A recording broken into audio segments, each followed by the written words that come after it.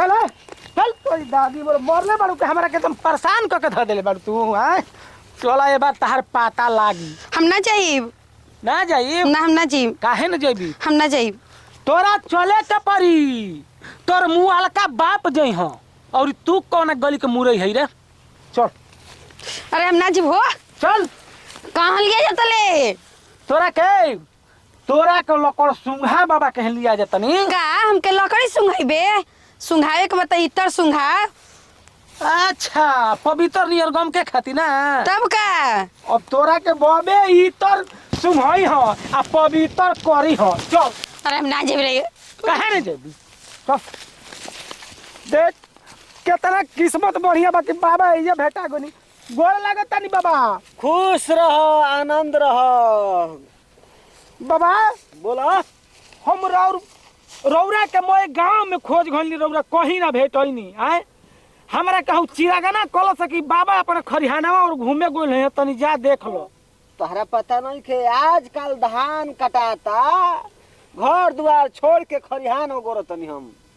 हाँ बाबा यही तो बात सही है कहतनी हम कहीं के घर द्वार छोड़ देले बनी का अब सफा ढेर दिन खातिर ना कुछ दिन खातिर। अच्छा कुछ दिन खातिर ए बाबा हवा डामा में झोंकाई ना आ पोलिसर में कुटाई ना तब तकले हमरा जाए के नहीं केनियो ना ई तो बात सही कहतनी।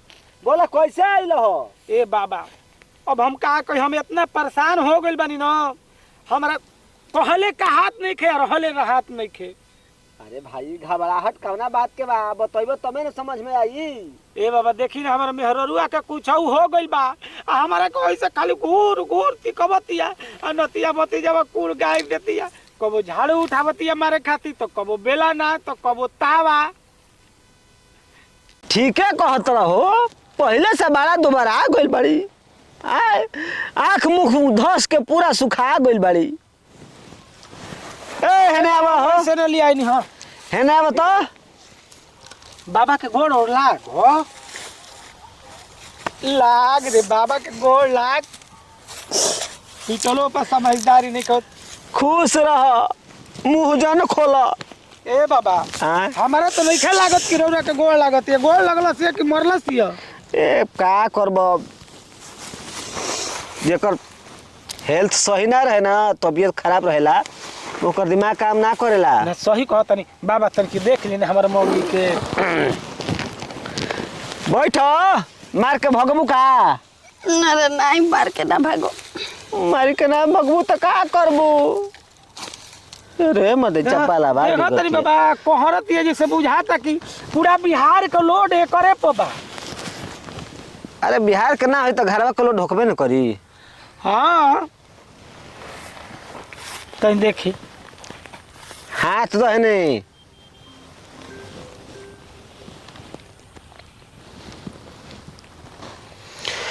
अरे बच्चा हाँ बाबा स्थिति तो बड़ा डाउन लगता हो। का हो गलो बाबा? राहु केतु आही दादा दोनों हाथ धो के पड़ गलो। ई ससुरा कहाँ से चलेला सब? 12 ग्रह नक्षत्र खराब चलती है। हो हाँ ए बाबा देखी ना कोनो उपाय लगाई। तहर 2 गो बिया भइल बा। हाँ एगो मेहरारुआ मरल बिया। हाँ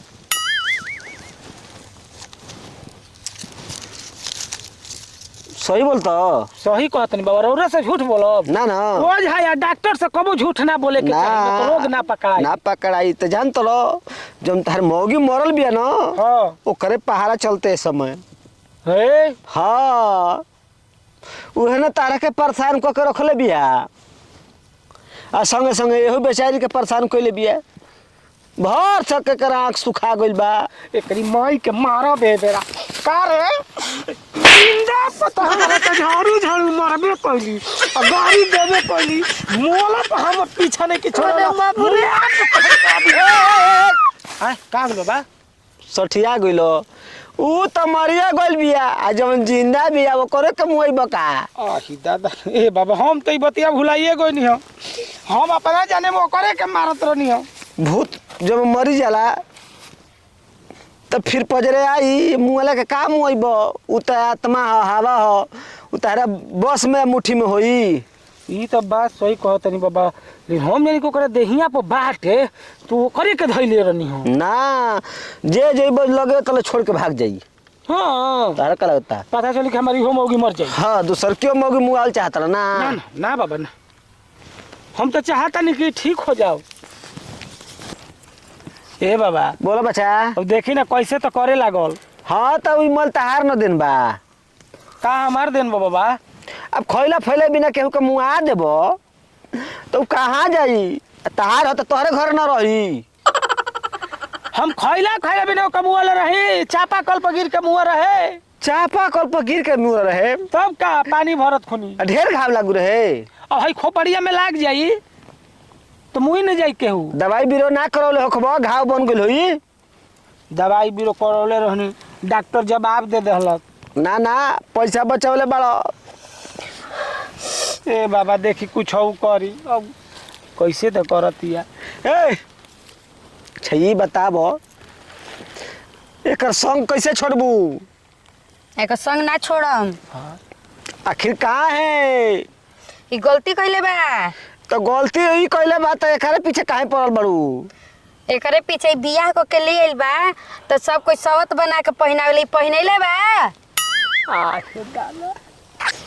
तो सहारा ना जानत रहे बिहावासा रह आय एगो छोड़ के दूगो मेहरारू चाही तो ओकर पूजा ना देबो तो के भोगी। ए बाबा तो ही कुल मेहरारू के न चाही, हम का जानता नहीं कि सबत माने का होला। मेहरारू जानते सन तू नहीं खा जाना ना जा का कही ए बाचा। हाँ तो बोल औरी आगे हैं औरी आगे बोल। ई तो एगो गलती कइले ही बा। हाँ दूसर का गलती का बा। आ दूसर का गलती एकर मेहरारू कुछो खातिया कुछो पियतिया सिंदूर लगावती हमके देवेले। आई हो दादा कोले करी कोले कर दानी हो मन करता है। आय हेने आ कूद मत तो अबे दूसर कोई के पहाड़ा चलता। अच्छा अच्छा बुझल इतर पहल की बोलतिया ई। दूसर की नाही। ओ हम देखी बाबा तब अब बोल कैसे जोइबी। एक 5 चप्पल मारब तब जाई। आई हो बाबा ए बाबा ना हाँ तो तनी बाबा हमारे के बचा ले। कूदला फानला कुछ ना होई 5 गो चप्पल खा लो तब तार पीछे छोड़ी। ए बाबा रौरा महान आदमी है, हम समस्या के समाधान करावे खातिर रौरा के ले आईनी और रौरा बानी तो हमारे के 5 चप्पल पिटाई के सलाह देतानी। हेने आबो हमारा देखा भाई अब तो इतना करही के परी। हे बाबा ए भैया 5 चप्पल के बात बा आ इतना अनमोल तार मेहरारू बिया दुनिया छोड़ के चल जी तो फिर घंटा ही लइबो। ए बाबा 5 चप्पल के बात नहीं के भूत को 1 चप्पल डबल होला, 5 चप्पल में मर जाए। अरे हम बटले बानी भाई। अच्छा ये बताबो पति के 5 चप्पल मरबू तो क्या मिली। ई हमके तड़पा तड़पा के मुँह बा, एके मारब हमर आत्मा के शांति मिली। आई हो दादा ए बाबा हम जात नहीं जले, अब हम ना रह भूत के मारब कबो खइले नहीं खी। हेने आवो हेने आवो कोई मार दी करे रहा तो मर जाए दूबर पातर आदमी। सुनो अगर अपना दूसर की मेहरारू के सही सलामत चाहत ओकरा से प्यार करे लो तो 5 चप्पल खा लो। ए बाबा रौरा बाबा हैं हमारा के पिटवाव तनी महाराज, रौरे अपना ऊपर बर्दाश्त कर ली। ऐसे कि रौरा में तो शक्ति बा, हमारा में कौन शक्ति बा के बर्दाश्त। अच्छा हम अपना ऊपर बर्दाश्त कर ली। हाँ जो खर्चा पानी होई ले ले हमसे। खर्चा पानी की जरूरत नहीं कि 5 गो चप्पल खा लेबो तार काम बन जाई। अब तू सोच न तो ले आके जा। नहीं बाबा नहीं हम जाते नहीं अभी जले, हमारा बॉस को बात नहीं है ना है ना चप्पल खाई मेहरारू तार होई नु। हाँ तो मौगी के जे छोड़ के जीबो ए मदे मौगा हवा साफा तार तनको नहीं के बुझा ना मौगी के लिए के जाए। चल हाँ जा लिया के जा जा चल घर चल। नहीं हम ना जिम तोरा घरे। आही दादा लिया जा ऑयल गड़बड़। बैठ के 5 गो चप्पल खा लो का दिक्कत बा। ए हैं 5 चप्पल खाए के तैयार बा आ जल्दी 5 चप्पल मारो पीछे छोड़ो जा। अब लागत है कि मुँह ही के लिखल बा। ए बाबा बाबा बाबा ए चुपचाप खा लो।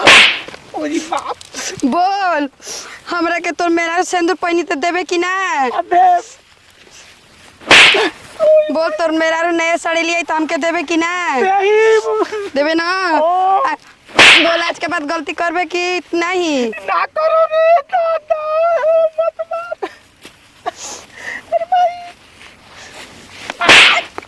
बोल हमरा के पूजा करबे कि ना? करो करबे ना?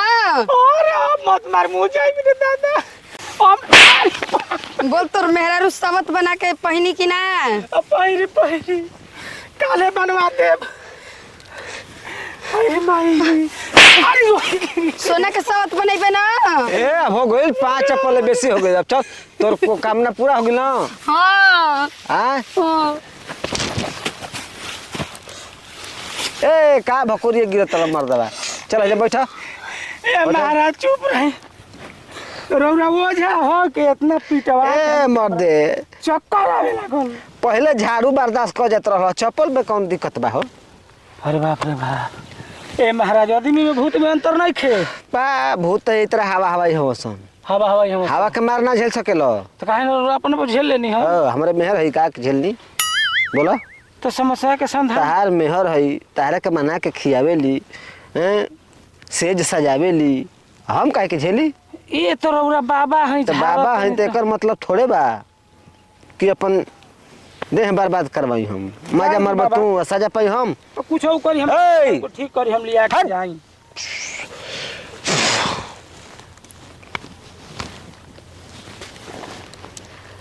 ए बाबा गोल की बिया पहले की चल भाग गई भाग रे का हो गेलो?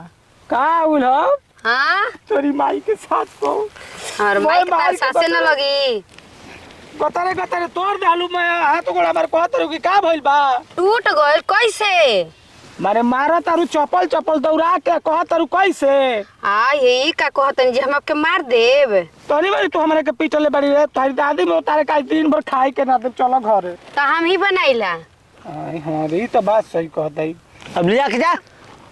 ए बच्चा हैं? आ कुछ दान दक्षिणा 10 20 50 रुपया देबो तबे ना बाबा के काम चली। का बाबा एक तो बॉल भर पीटवावनी दानू दसी ना ऊपर से मांगता नहीं। जा ठीक बा सही এখন हमारे घर और घूम चलिए कुछ दे दे।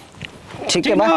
1 किलो दही भेजवा दे रौरा जी के। बढ़िया बा आजकल बड़ा चल चली घरे चली। दही खाए कहाँ के मन लिया के रख करता। देले बानी जी जंगल झाड़ में?